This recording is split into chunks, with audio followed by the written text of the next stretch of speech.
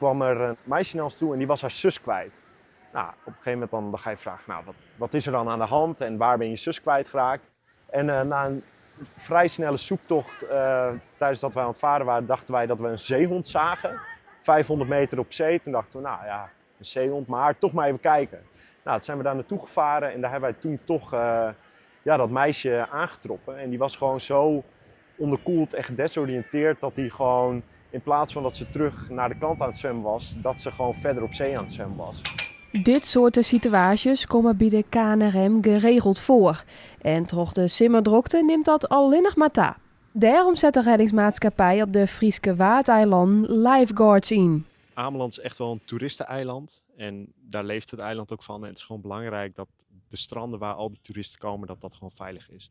Want doordat wij zo preventief optreden, merken wij gewoon dat we ieder jaar heel veel acties en verdrinkingen kunnen voorkomen. Op het eiland hebben wij 4 posten, dus elk dorp op het eiland heeft een post. En dan werken wij per post met 3 mensen, behalve Balm, daar zitten 2. En zo verdelen wij met elkaar de taken.